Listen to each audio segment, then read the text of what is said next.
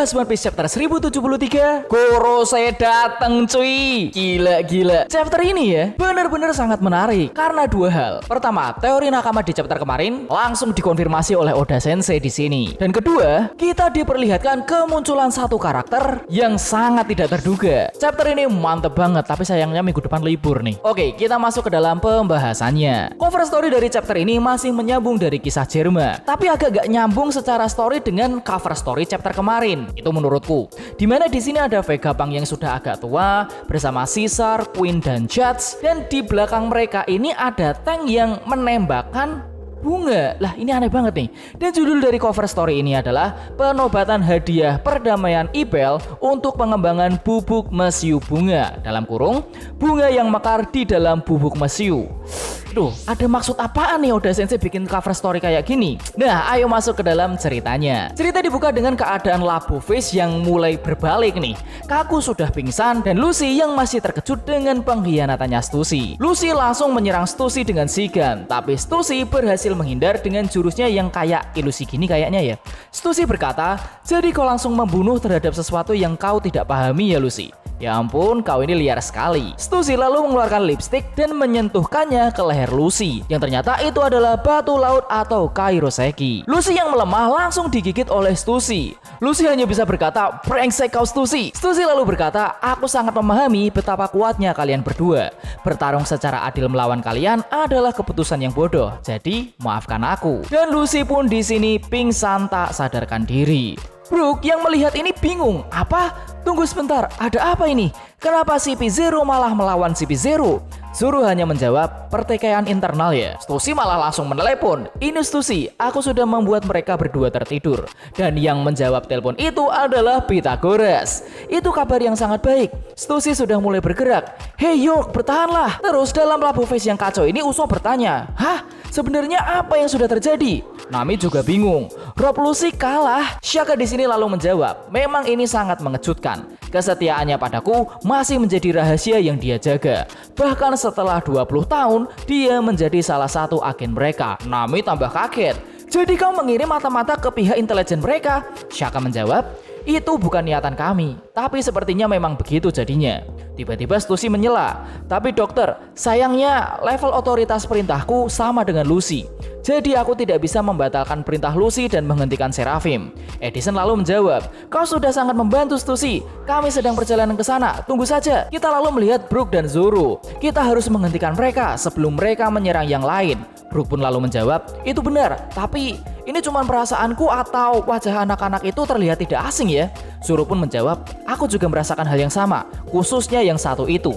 Dan benar saja, Labo Fish ini masih dalam serangannya Seraphim. Tapi berkat lubang yang dibuat oleh Seraphim karena ledakan ini, Lilith pun berhasil sampai lebih cepat. Dan saat Lilith ingin memberi perintah, "Hei Seraphim, dengarkan!" Tiba-tiba di bawahnya ada S-Hawk yang siap mengayunkan pedangnya. Dan Lilith lah yang menjadi targetnya. Tapi dengan cepat Zoro datang dan berhasil menahan serangan S-Hawk.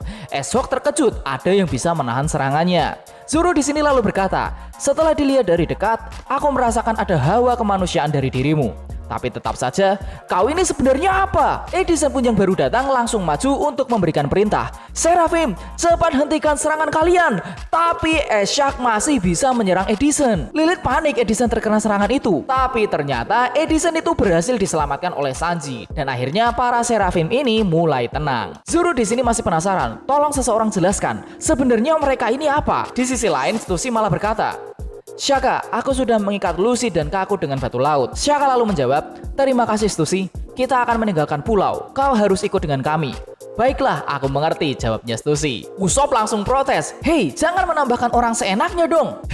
Saat kekacauan ini ya, ternyata Luffy itu masih mencari Bonnie dan Vegapunk yang entah kemana. Dan yang mengagetkannya adalah muncul sebuah narasi. Sangat disayangkan, sebuah kejadian yang tidak diduga terjadi. Dr. Vegapunk yang asli menghilang. What? Bentar. Kita bahas nanti di akhir ya. Terus kita langsung dibawa ke Pulau Sphinx yang ada di New World, yang merupakan kampung halamannya Shirohige. Kita diperlihatkan ada dua anak kecil yang lagi laporan nih ceritanya. Itu tadi menakutkan sekali. Yang satunya malah bilang, tidak kok, aku sama sekali tidak ketakutan. Ternyata mereka ini sedang memberikan laporan kepada Marco bahwa ada angkatan laut yang datang ke pulau ini. Marco lalu menjawab, maafkan aku ya, aku tidak bermaksud meninggalkan kalian di saat yang genting seperti itu. Anak-anak ini malah membela Marco. Itu bukan salahmu Marco. Angkatan laut itu tadi benar-benar jahat. Mereka bilang mereka kesini untuk mencari harta karun Shirohige. Mereka benar-benar seperti bajak laut. Dan kita langsung flashback nih. Di flashback ini kita diperlihatkan ada angkatan laut yang datang. Dia berkata, jika kalian menurut kata-kata kami, kalian tidak akan disakiti. Ingat ya, tempat ini tidak berafiliasi dengan pemerintah dunia. Jadi kalian tidak punya hak di sini. Shirohige pasti menyimpan harta karunnya di sini. Jika kalian tidak mengatakannya pada kami akan menganggapnya sebagai tindakan pembangkangan. Anjir, jahat banget nih orang. Tapi yang lebih jahat lagi adalah angkatan laut ini menodongkan pistolnya ke anak kecil tadi. Aku bisa menembak kalian satu persatu untuk membuat kalian mengatakan yang sebenarnya. Tiba-tiba kakak dari anak kecil ini menghalang angkatan laut yang busuk ini. Dan ada satu nenek yang berkata, kalian tidak memperlakukan kami seperti manusia hanya karena kami tidak membayar apapun ke pemerintah. Dasar monster. Angkatan laut ini agak kesal dan ngancem.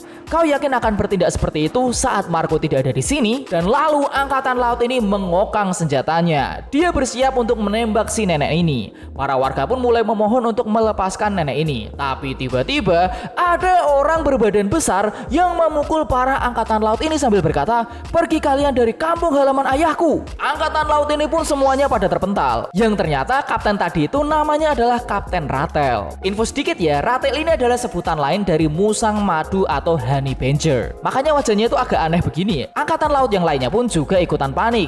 Hei, itu kan Edward Weevil. Dan mereka semua pun kabur. Para angkatan laut di sini pada bingung. Padahal pasukan besar sudah dikirim untuk menghabisi para mantan Shichibukai. Kami kehilangan kontak dengan pasukan mereka. Gawat, orang itu berhasil mengalahkan pasukan kita.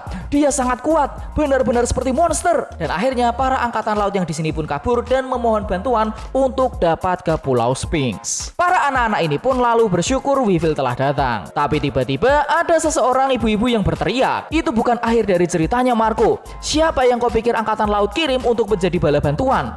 Yang datang adalah Admiral Ryokugyu tahu. Mereka telah menangkap anakku Weevil yang manis. Kembalikan putraku tercinta. Dan mumpung kau di sini, serahkan warisan Newgate sekarang juga. Dan akhirnya teori para nakama pun terbukti di sini. Bahwa ibunya si Weevil ini adalah mantan kru bajak laut Rocks yang menyatakan dirinya sendiri sebagai ilmuwan. Sekaligus orang yang punya hubungan dengan Mads. Namanya adalah Miss Buckin atau Buckingham Stussy. Gokil. Dia sangat sedih dengan kepergian Weevil. Anakku dipenjara karena melindungi kampung halaman ayahnya. Ini sangatlah tragis. Anakku seharusnya mendapatkan penghargaan. Tapi di sini Marco hanya menjawab dengan santai. Ya, terima kasih ya telah melindungi tempat ini. Miss Buckin langsung marah. Hei Marco, nada bicaramu seolah kau tidak percaya bahwa Weevil adalah anak dari Shirohige. Baiklah, aku tahu siapa yang bisa membuktikannya. Dia adalah Dr. Vegapunk. What the fuck man? Gimana? Aku bingung nih, ini gimana nih? Kejutan di chapter ini tuh bener-bener dar. Tapi ada satu kejutan lagi yang lebih besar. Kita lalu dibawa ke laut, di mana kapal angkatan laut dan pemerintah dunia sedang berlayar. Salah satu angkatan laut pun di sini menyerahkan beberapa snack dan teh ya kepada Kizaru untuk diserahkan kepada tamu mereka. Kizaru pun di sini terlihat sangat sopan dengan tamu ini dan dia bertanya, jadi apa Anda sudah pernah bertemu dengan Dr. Vegapunk sebelumnya? Dan ternyata tamu ini adalah salah satu anggota Gorosei yang bernama Saint J. Garcia Sutton. Dia lalu menjawab, aku hanya pernah bertemu sekali dengannya. Itu pun sudah sangat lama. Dan aku rasa apa yang sudah terjadi sekarang sangatlah disayangkan. Guys. Aduh. Ini gimana nih? Ayo. Tenang. Kita bahas satu-satu poin menarik dari chapter ini. Pertama, cover story chapter ini entah kenapa nggak nyambung dengan cerita cover story sebelumnya ya. Ada bubuk mesiu bunga.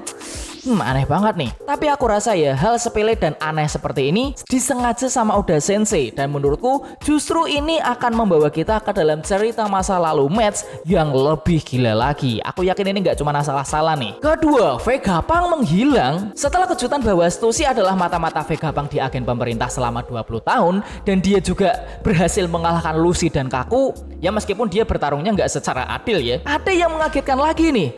Saat Luffy mencari Vegapunk dan Bonnie, muncul sebuah narasi.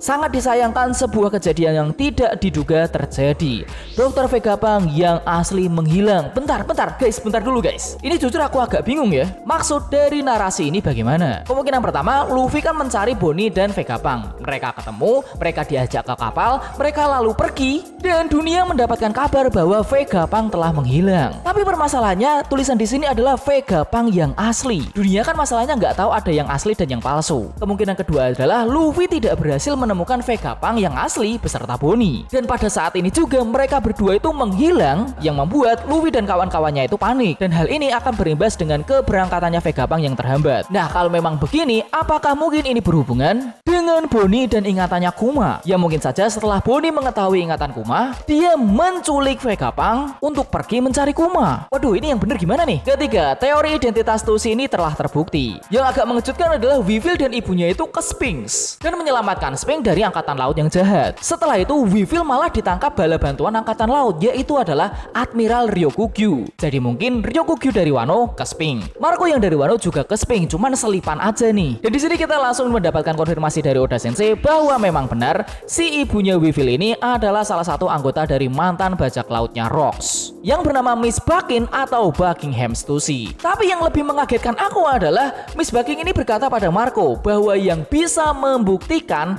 si Weevil ini adalah anaknya Shirohige adalah Dr. Vegapunk. Lah kok bisa? Kalau misalnya hubungan Miss Baking dengan Vegapunk itu nanti dihubungkan ke Stussy, oke lah. Terus hubungannya sama Weevil gimana? Ini aku ngarang aja ya. Apakah mungkin jangan-jangan Weevil adalah klonnya Shirohige? Kelima, Gorosei muncul guys. Gila, ya Allah, kejutan apa coba ini? Kita diperlihatkan salah satu Gorosei yang sedang bersama Kizaru. Kizaru mau kemana guys? Ke Egghead. Itu berarti Gorosei ini juga sedang menuju ke Egghead. Dan di sini Kizaru bertanya apakah Gorosei ini pernah bertemu dengan Dr. Vegapunk. Dan dia menjawab, pernah sekali tapi itu sudah sangat lama. Aduh, aku jadi tegang gini ya. Dan kita mengetahui informasi yang sangat penting. Nama Gorosei ini adalah Saint J. Garcia Satan. Akhirnya guys, ada informasi penting dari Gorosei yang bisa kita dapatkan. Tapi fun fact sedikit atau cocok logis sedikit ya. Nama Saint J. Garcia Satan ini mirip dengan dua orang musisi, yaitu adalah Jerry John Garcia. Yang penampilannya ini, terutama brewoknya ini, mereka sangat mirip. Nggak sangat sih, lumayan mirip lah. Lalu musisi yang kedua adalah Russell Gracia yang membuat lagu berjudul The Lost Soul of Satan. Brewok Satan. Cocok logi yang menarik nih. Jadi mungkin bisa kita simpulkan meskipun agak secara maksa ya.